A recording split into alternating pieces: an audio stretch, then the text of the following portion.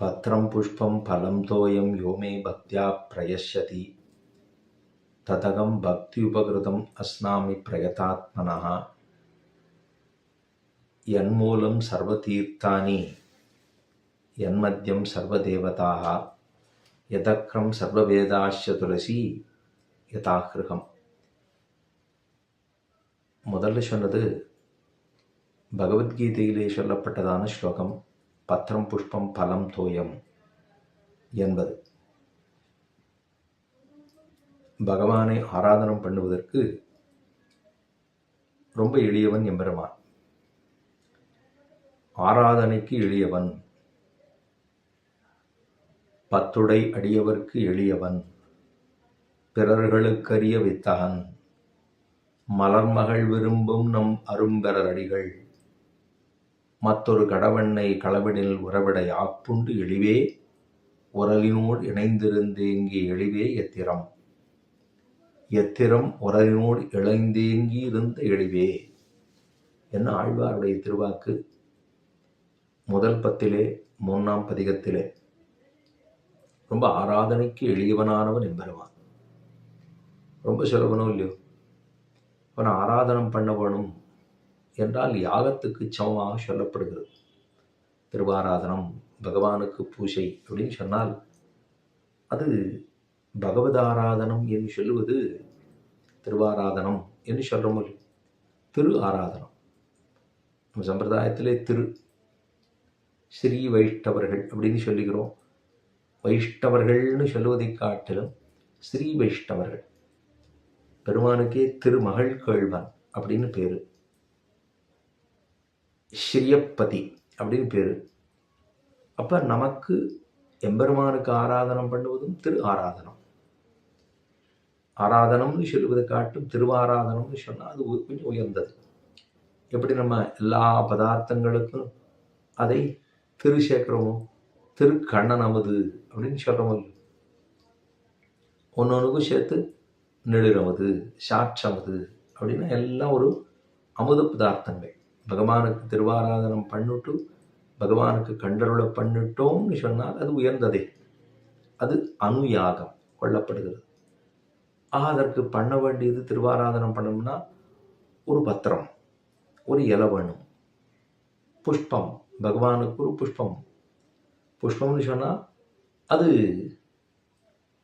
ஆழ்வார் சொல்வது செண்பக மல்லிகையோடு செங்கல் நீர் இருவாட்சி என்பகர் பூங்குணர்ந்து இங்கு இவை சூட்டவாவென்னு என்ன ஆழ்வார் பெரிய ஆழ்வாருடைய திருவாக்கு பூச்சூடல்ல உள்ளதோ இல்லையோ.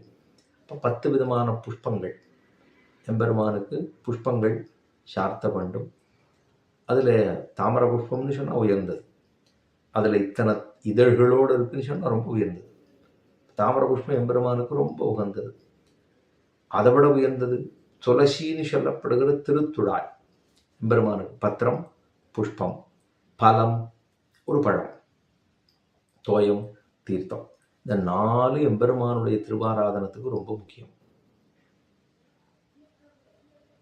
நாம் நம்முடைய காரியத்தை செய்வதோம் அப்படின்னு சொல்லிட்டோம்னா பகவானுக்கு பண்ற திருவாராதனத்தை பண்ணிட்டு மேற்கொண்டு காரியத்தை ஆரம்பிக்க வேணும். இந்த திருவாராதனம் இல்லை அப்படின்னு சொன்னால் அன்று எனக்கவை பட்டினினாலே என்ன பெரியாழ்வாருடைய திருவாக்கு. அன்றவை எனக்கு பட்டினினாலே. எனக்கு அன்னைக்கு பட்டினி ஏகாதசிங்கிறது மற்றொரு நாள் அல்ல.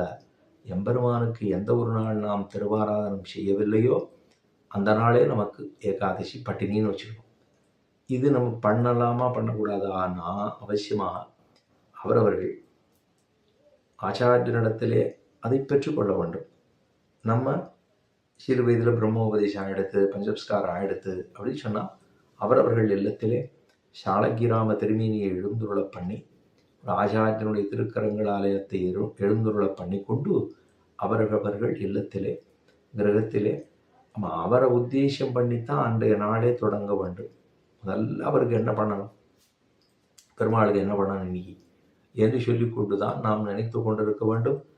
அக்ரூரன் எப்படி அக்ரூரன் எப்படி கிருஷ்ணனை சந்திக்க வேண்டும் என்று பரிதவித்தானோ, ஆசைப்பட்டானோ, ஆனந்தப்பட்டானோ, மனதிலே அப்படியே நினைத்து கொண்டிருந்தானோ, அதை போல நம்ம நிச்சயம் திருவாராதனம் பண்ணுவதற்கு பாரிக்க வேண்டும், செய்ய வேண்டும்.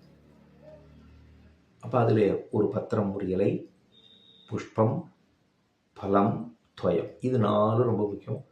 திருத்துழாய் என்பது அதில் இருக்க வேண்டும், அவசியமாக இருக்க வேண்டும். திருத்துழாய் அப்படின்னு சொன்னால் அதைத்தான் என்னன்னு சொல்கிறோம், சர்வதீர்த்தானாம், அந்த நம்மாலேயே செய்யப்பட்டது, தேவதைகளுக்கெல்லாம் மத்தியமமாக இருக்கக்கூடியது எல்லாம் அதுக்குள்ள, அந்த தேவதைகள் பூரா அதுக்குள்ள தான் இருக்கா. அந்த வேதமே சொல்லுகிறது, துளசிக்குள்ள தான் அத்தனை தேவதைகளும் எழுந்துள்ளார்கள். அதை நம்ம பறிக்கிற பொழுதே இந்த கேசவப்பிரியேன்னு சொல்ல வேண்டும். கேசவப்பிரியே, ஏன்னா கேசவனுக்கு ரொம்ப பிரியமானது. அதாவது கேசவனுக்கு பிடித்தது எது அப்படின்னா திருத்துழாய், நாற்றத்துழாய் முடி நாராயணன் நம்மால் போற்றப்பரதரும் புண்ணியனால் அப்படின்னு ஆண்டாள் பாசுரமும் இல்லையோ. அவளே ஒரு திருத்துழாயினுடைய நந்தவனத்திலே திருத்துழாய் மாடத்துக்கு அருகிலா, இன்னைக்கு நம்ம ஸ்ரீவில்லிபுத்தூர் போய் சேவிச்சோம்னா திருத்துழாய் மாடம் உள்ளது, அதுக்கு அருகில தான் அவள் அவதரித்திருந்தாள். திருவாடிப்புறத்திலே சகத்துதித்தாள் ஆண்டாள். திருத்துழாய் தான் அவ்வளவு முக்கியம் பகவானுக்கு. திருவாராதனத்தில் அது அவசியமாக இருக்கணும். நம்மாலேயே போட்டது, வளர்ந்தது, அதிலேருந்து இருக்கக்கூடிய 4 தளங்கள் இருக்கக்கூடியது. ஏன்னா திருத்துழாயில் இருக்கக்கூடிய புஷ்பங்கள் ரொம்ப உயர்ந்ததாம். அதில் புஷ்பங்கள் வருதோ இல்லையோ, அது ரொம்ப உயர்ந்தது திருவாராதனத்துக்கு. அதுக்கப்புறம்னு பார்த்தோம்னா 4 தளங்கள் இருக்கக்கூடியது ரொம்ப உயர்ந்தது. தளமாக இருக்கணும், நகம் படுவது கூடாது. அதில் இருக்கக்கூடிய புஷ்பங்கள் முதல்ல உயர்ந்தது. அதுக்கப்புறமா தளம். அதை என்ன பண்ணக்கூடாதுன்னா அதை பறித்து கொண்டு வந்து அலம்பக்கூடாது. அதில் என்ன பண்ணணும், இந்த ஸ்லோகங்கள் எல்லாம் சொல்லிக்கொண்டு அதில் அந்த ஜலத்தை சேர்க்க வேண்டும். அந்த செடியிலே அந்த அந்த தளத்திலே அதில் சேர்க்கணும். சேர்த்த பிற்பாடு இந்த ஸ்லோகங்களை சொல்லிக்கொண்டே அதை கொய்ய வேண்டும். கொய்தல்னு சொன்னால் நகம் பட்டுடக்கூடாது, நகம் படாமல் அதை அப்படியே வெண்டு எடுக்க வேண்டும். அப்போ 4 தளங்கள் இருக்கக்கூடியதான திருத்துழாய் ரொம்ப உயர்ந்தது. அதுக்கப்புறம் பார்த்தோம்னா அதில் பட்டை இருக்கோ இல்லையோ, அதை எடுத்துக்கொள்ளலாம். இப்போ நம்மளே அதை விதைத்திருந்து அது நம்ம வீட்டுக்குள்ளே இருக்கக்கூடியது வளர்ந்திருந்தால் ரொம்ப உச்சிதம். அதை கொண்டு திருவாராதனம் பண்ண வேண்டும். நம்ம சில பேர் என்ன பண்ணுவோம், பெருமாளுக்கு கொண்டு போய் புஷ்பம் சேர்க்கணும் அப்படின்னு சொல்லிட்டு வேற ஆரையோ கொண்டு வந்து கொடுத்து நீ போய் அதை சேர்த்துட்டு வா. முக்கியமாக பண்ணோம்னா நம்மளுடைய தோட்டத்தில் வளர்ந்துருக்கிறது, நம்மளே அதை கொய்து, நம்மளே அதை நாறு கொண்டு அதை தொடுத்து பகவானுக்கு சேர்ப்பதுங்கிறது அது ரொம்ப உயர்ந்தது. நிர்திஷ்டமாக இருக்கக்கூடிய உயர்ந்த கைங்கரியம் அது பகவானுக்கு. இது ஒன்று பண்ணலாம் இல்லையா. சரி, வீட்டில் இல்லை, கடையிலேருந்து வாங்கிட்டு வந்து விடுதி புஷ்பத்தை வாங்கிட்டு வந்து நம்ம வீட்டில் கட்டி அதை கொண்டு வந்து பெருமாளுக்கு சேர்க்கலாம். 2வது. 3வது, புஷ்பமே இல்லை, நேரடியாக போனோம், கடையிலே புஷ்பத்தை வாங்கிட்டோம், அப்படியே சேர்க்குறோம். 3. 4வது, இல்லை நம்மளே போக வேண்டாம், ஆரோ ஒருத்தர்கிட்ட பணத்தை கொடுத்தோம், நீ இதை புஷ்பத்தை வாங்கிக்கோ, கொண்டு போய் நேராக பெருமாளுக்கு சமர்ப்பிச்சு அப்படின்னா எல்லாம் அந்த கொண்டு போய் சேர்க்குறாரோ இல்லையோ அவருக்கு தான் அத்தனை புண்ணியமும் போய் சேரும். பகவானிடத்தில் நாம் எத்தையும் எதிர்பார்ப்பதில்லை, ஆனால் பகவான் உன்னையோ எதிர்பார்க்கிறார். இவனிடத்திலே ஸ்ரத்தை இருக்கிறதா, இவன் ஒரு புஷ்பத்துக்காக நம்மளுக்கு சேர்ப்பதற்காக ஒரு புஷ்பத்தை இவன் சேர்க்க வேண்டும் இதற்காக பிரயத்தனப்படுகிறானா. 1000 காரணம் சொல்லலாம் இல்லைங்கிறதுக்கு. என்னால் மேலேருந்து இறங்கணும், கீழே போகணும், வரணும், கொள்ளணும், எல்லாம் பண்ணலாம். எனக்கு 10 ரூபா கிடைக்குதுன்னா நான் போக மாட்டேன். 10 பைசா என்னோடது நான் மறந்து போயிட்டேன்னா கூட கடையில் போய் கேட்கறதுக்காக போகிறேன். இல்லை வண்டி எடுத்துட்டாவது போய் கேட்டு வாங்கிட்டு தான் வருவேன். இது விட அது என்னமா என் காசு போகும் என்ன நம்ம விவாதத்திலே இறங்குவோம். ஆனால் பகவானுக்கு புஷ்பம் வாங்குவதற்கு இல்லை புஷ்பத்தை பிரயத்தனப்பட்டு சேர்க்கணும், திருவாராதனம் பண்ணணும்னு சொன்னால் மட்டும் கொஞ்சம் சுணக்கம் ஏற்படும். அது எதற்காக அப்படின்னா என்ன அர்த்தம், ஸ்ரத்தை இல்லை என்பது அர்த்தம். அது கூடுமா, கூடவே கூடாது. பகவானுக்கு பண்ணுவது தான் பிரதானமாக கொள்ள வேண்டும். அந்த துளசி, அந்த திருத்துழாய்க்கு இருக்கக்கூடிய பெருமை அத்தனை பெருமை. கேசவப்பிரியே என்று சொல்லிக்கொண்டு தான் அதை நாம் அதை செடியிலிருந்து எடுத்து, அதுக்கப்புறம் அதை எடுக்கிற போது வெறும் கையில் எடுக்கக்கூடாது. ஒரு துணியில் எடுக்கக்கூடாது, ஒரு பாத்திரத்தில் தான் அதை எடுத்து வைத்து கொள்ள வேண்டும். பாத்திரத்தில் எடுத்து வைத்து கொண்டு அதை இந்த மந்திரங்கள் எல்லாம் உச்சரித்து கொண்டே அதை எடுத்து பகவானுடைய சன்னதிக்கு கொண்டு வந்து அதுக்கப்புறம் நாம் அதை பகவானுக்கு சேர்க்க வேண்டும். துளசின்னு சொல்லிட்டோம்னா பகவானுக்கு ரொம்ப உயர்ந்தது. அது சில நேரங்கள் என்ன ஆகும், அது புஷ்பங்கள்லாம் காஞ்சி போயிருந்ததுன்னா அதை அதை என்ன இன்னும் இப்படி சொல்லுவாங்கன்னா, அந்த சந்தன கட்டலுக்கு இல்லையோ, சந்தன கட்டக்குள்ளே ஒரு துளா போட்டு அதில் இந்த துளசி கட்டையை வச்சுட்டு சந்தனத்தை தேய்க்கும் போதே இதையும் சேர்த்து சேர்த்து சேர்த்து சேர்த்து அரைச்சோம்னா அதோடு சேர்ந்து எம்பெருமானுக்கு போய் சேரும். இது ரொம்ப உயர்ந்தது.